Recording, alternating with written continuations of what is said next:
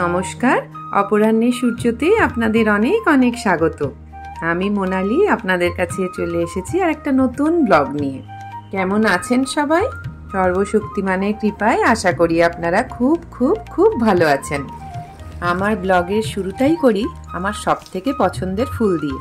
আমার তো মনে হয় ফুল পছন্দ করে না এমন মানুষ খুবই কম আছে। শীত চলে যাচ্ছে তো, তাই ওদের অবস্থা দেখে খুব খারাপ লাগছে। সেই নভেম্বরে শিকরপুর নার্সারি থেকে ছোট ছোট চারা নিয়ে এসেছিলাম। আমার নার্সারি ব্লগটায় আপনারা তো দেখেইছেন মনে হয়। পুরনো বন্ধুরা তো দেখেছেন, নতুন বন্ধুরা অবশ্যই পেছনে গিয়ে একটু দেখে আসবেন। সেই থেকে ছোট চারা থেকে একটু একটু করে বড় হতে দেখেছি। ছোট প্রাণের যা যা যত্ন লাগে সব করেছি। সপ্তাহে একদিন মালি দাদা এসে পরিচর্যা করে গেলেও সারা সপ্তাহ ধরে আগলে রেখেছি এদের। কখনো জল বেশি দিয়ে ফেললে ভয় পেয়েছি গোড়া পচে যাবার, আবার কখনো জল কম দিয়ে ফেললে ভয় পেয়েছি গোড়া শুকিয়ে যাবার। এর মধ্যে আমাদের আবার শীতে যে বৃষ্টি আসে, সেই বৃষ্টি আসলে ঠাকুরকে ডেকেছি, ঠাকুর ওদের রক্ষা করো। এবছর চন্দ্রমল্লিকা ডালিয়া এতদিনে ফুটলো। এখন এই শীতে শীত চলে গেল বেচারারা, তখন ফুটলো না। এখন দেখো গরমে এরা ফুটছে, কিরকম লাগে না?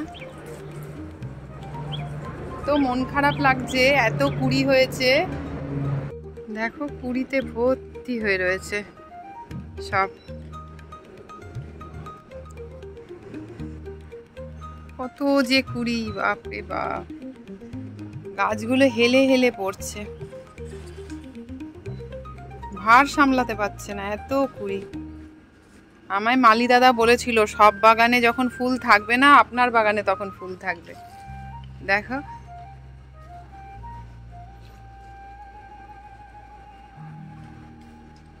ওই গাছটা দেখো, গাছের ফুলের ভারে কেমন মানে নেতিয়ে গেছে। আসলে ভোরের দিকে আর সন্ধ্যের পর একটু ঠান্ডা হয়ে থাকলেও বেলার দিকে রোদটা বেশ কটকটে, তো এরা তো বেশি রোদের তাপ আবার সহ্য করতে পারে না। কলকাতায় তো ঠান্ডা সেভাবে পড়েই না, এই বছর তো একদমই পড়েনি। নার্সারি থেকে যখন চারা নিয়ে বাড়ি ফিরছিলাম তখন মনে মনে ঠাকুরকে ডাকছিলাম, হে ঠাকুর ঠান্ডাটা একটু বেশি করে দিও। ঠান্ডার সাথে তো এই মহারানীদের খুব বিশাল বন্ধুত্ব, তাই না? ঠান্ডা না থাকলে এনারাও থাকেন না। তো জানেন তো, এই বাগানে ঘোরাটা কিন্তু সারাদিনের আমার মি টাইমের মধ্যেই পড়ে। এতে মনটা এত ফুরফুরে হয়ে যায়। আমরা যারা মহিলারা পিওর হাউসওয়াইফ, মানে বলতে চাইছি যাদের ঘরের গণ্ডিটাই সীমারেখা, তারা কিন্তু এই রকম সময় নিজের জন্য অবশ্যই দিয়ে দেখবেন। বাড়ির কাজ এমনই, যত করা যায় ততই বাড়তে থাকে। তো সেক্ষেত্রে যারা আমরা রোজ রোজ বাড়ির থেকে বেরোতে না পারার জন্য হাজার কাজের চাপে হাঁপিয়ে উঠি, তাদের জন্য মাইন্ড চেঞ্জিং টাইমটা কিন্তু খুব জরুরি। আচ্ছা, এবার এসে পড়েছি সব থেকে গুরুত্বপূর্ণ জায়গাটাতে, মানে রান্নাঘরে। বড় কড়াইতে করে গরম জল টকবক করে ফুটিয়ে নিয়ে একটু চিনি দিয়ে দিলাম। এখন শীতকালের সব থেকে প্রিয় আর সর্বঘাটে কাঁঠালি কলার মতো দেওয়া যায় এই কড়াইশুঁটিকে সারা বছরের জন্য স্টোর করে রাখছি। আগে তো কমলা লেবুর খোসাকেও স্টোর করে রাখতাম আর দুধ দিয়ে বেটে মুখে লাগাতাম। এখন আর ওসব ভালোই লাগে না। এই প্রিজার্ভেশন প্রসেসটা অনেক বছর আগে কার কাছ থেকে যে শিখেছিলাম মনে করতে পারি না। তখন তো ইউটিউবও ছিল না যে হাজার একটা ভিডিও দেখবো শিখবো। আচ্ছা, ফুটন্ত গরম জলে চিনি দিয়ে তারপর ছাড়িয়ে রাখা কড়াইশুঁটিগুলো দিয়ে দিলাম। ঘড়ি ধরে 3 মিনিট মতো রাখলাম। বড় বড় গামলায় করে জল ফ্রিজে ঠান্ডা হতে দিয়েছিলাম প্রায় 8-10 ঘন্টা আগে। ওই ঠান্ডা জলের মধ্যে বরফ দিয়ে দিলাম।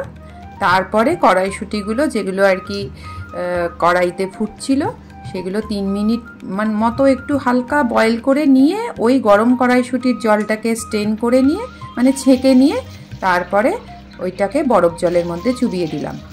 বরফ জলে কড়াইশুঁটিটা আবার 5 থেকে 7 মিনিট মতো রেখে জলটা ছেঁকে বার করে দিলাম। জলটা পুরো ঝরানো হয়ে গেলে এয়ারটাইট কন্টেনারে করে রেখে দেব। এই যে সবুজ রংটা কিন্তু সারা বছর এরকম সবুজই থাকবে, আর রান্নায় দিলেও বোঝা যাবে না যে এটা একদম বাজার থেকে আনা ফ্রেশ কড়াইশুঁটি কিন্তু নয়। এত বছর ধরে তো এসব করেই এসেছি, কিন্তু আজ আবার ভিডিও করলাম আর আপনাদের সাথে শেয়ার করলাম, খুব ভালো লাগলো।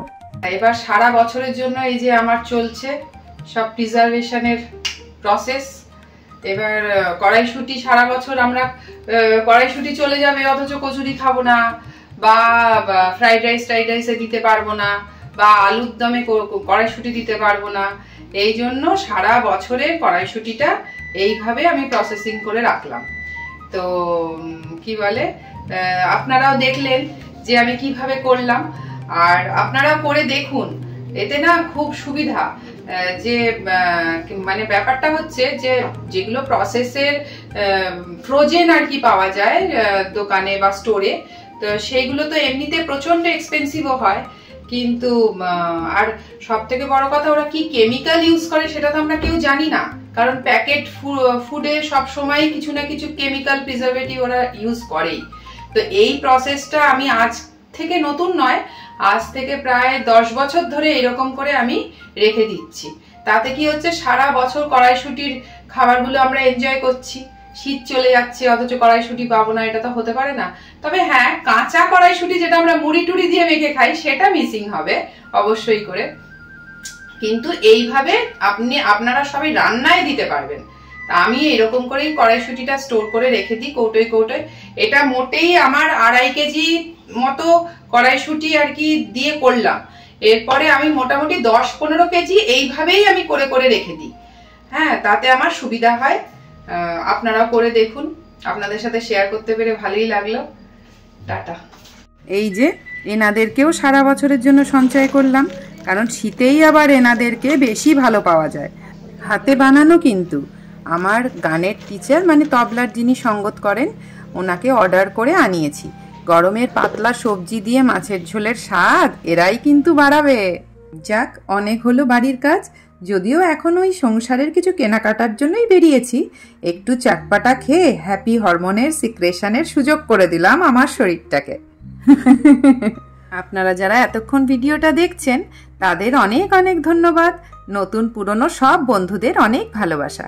আমার ভিডিওগুলো কেমন লাগছে জানাতে ভুলবেন না, কিন্তু ভালো লাগলে লাইক করে দেবেন। আজকের মতো এতটুকুই, দেখা হচ্ছে আবার আপনাদের সাথে পরের ব্লগে। ততক্ষণ পর্যন্ত আপনারা সবাই খুব ভালো থাকবেন।